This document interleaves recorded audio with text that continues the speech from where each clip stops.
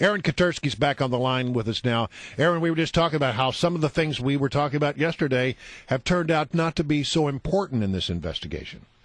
And we expected that because, as you know, in these investigations, early suspicions do not always pan out, but authorities wanted to make sure they covered all bases. And it's true that Saudi student that the authorities had initially pursued, the apartment out near the airport in Revere, where they initially had approached, those things, it appears now, are not ultimately going to play a strong role in this investigation. Where does that leave us?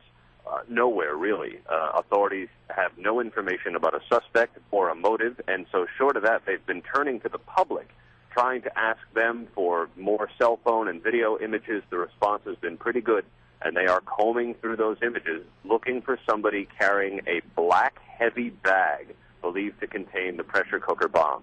Yeah, let's talk about those pressure cooker bombs. What do we know about them? Well, they are an effective delivery method according to, well, the Internet, where it's widely available to find out how to build one of these things, including on page 40 of Al-Qaeda's Inspire magazine. And you'll remember that a pressure cooker was used in 2010 in the attempted attack on Times Square by Faisal Shahzad. That bomb didn't amount to anything.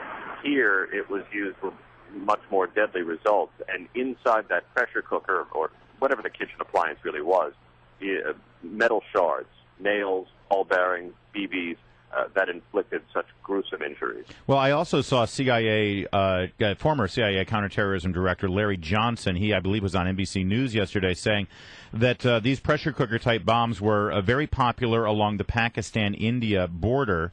However, as you mentioned, they're on the Internet now, so just because we know what type of bomb it was and what container was utilized, it really, honestly, could be anyone at this point. You know, it's a good point, because it really could be. How to make it is available on the Internet at dozens of different sites of all political persuasions. And so the type of bomb itself doesn't really tell you anything about who could have done it. But here's what it does tell the FBI. They will get down to an incredibly granular level. They'll try to figure out what brand of pressure cooker it was, what retailers sell them, in what region of the country, and then, if at all possible, they'll track those sales.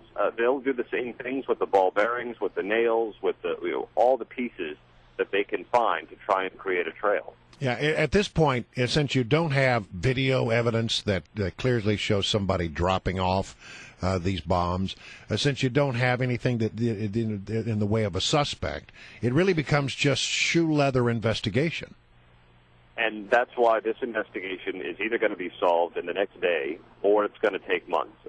Experts say that there's no real middle ground here. And they've done this successfully before in piecing together string of surveillance and cell phone video. Authorities in Dubai did it when an Israeli agent carried out an assassination in Dubai. They've done it in Vancouver.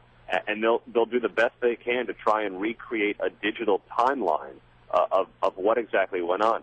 But that is painstaking work. Think of all the images that authorities have said they've received. It takes real eyes to pore over them, and that could take a while. Aaron Katersky is our guest. He's up in Boston right now, and he's covering, of course, the Boston Marathon bombing for ABC News. And, Aaron, at this point, what on the ground there, I understand that the crime scene has now been expanded to 12 city blocks. Are they still combing over that large of a region for evidence, or are they soon going to be reducing that down so that business can somewhat get to usual back there in downtown Boston? Yeah, the police said that they would reduce their footprint as possible, and they're kind of doing it on a moment-to-moment basis. The problem they're running into is the blast. The bomb was crudely built, but the blast was pretty powerful, and they found debris on rooftops, inside buildings, and so I think they've had a fairly wide field that they've had to try and investigate. Now that they've sent off the bits of the pressure cooker, the shredded backpack that we've seen off to Quantico for analysis, they may try to narrow the confines of what they're doing. But right now, the scene in front of me is still one that's blocked off. All right, how are people in Boston bouncing back after all this?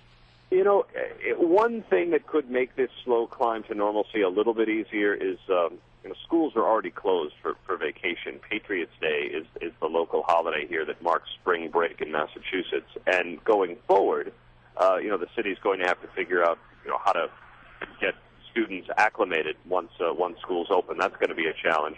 They've set up a fund now to help victims, and they've already gotten some contributions from some of the corporate citizens of the city. Beyond Boston, we've seen jitters all over the country. The incidents at airports and of course on Capitol Hill. And these are the kinds of things that are reminiscent of the aftermath of 9/11, and the country may just have to live with it for a while. Well, one quick thing. Initially, it was said that these bombs may have been placed in a trash can. And all over D.C. right now, it's like impossible to find a trash can. They've all been taken away. Is that the case? No. That is now no longer the operating theory, right? No longer the operating theory. The working theory is that the bombs were carried in these duffel or backpacks and simply placed on the ground. And that helps explain why there were so many lower limb injuries and why there have been so many lower leg amputations that doctors have had to perform, because it's believed the bomb was simply dropped on the ground. We've seen images of different street furniture, which is the city's term for mailboxes and newspaper boxes and trash cans. In theory, when there's a high-profile security event like the marathon, as in many major cities, authorities would remove all of that stuff prior to the event. Aaron Katersky, fantastic stuff. We really appreciate you joining us. I know how busy you are. Thank you so much for joining us. All right, guys.